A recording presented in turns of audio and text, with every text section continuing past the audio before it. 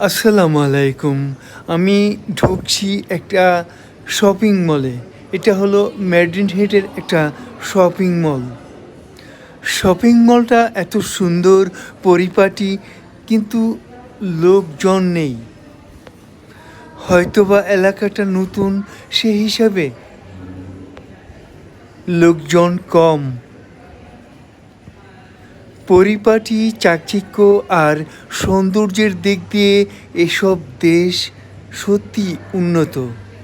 এসব দেশে কোনো কিছুরই অভাব নেই, তারপরও এদের মধ্যে শান্তি নেই।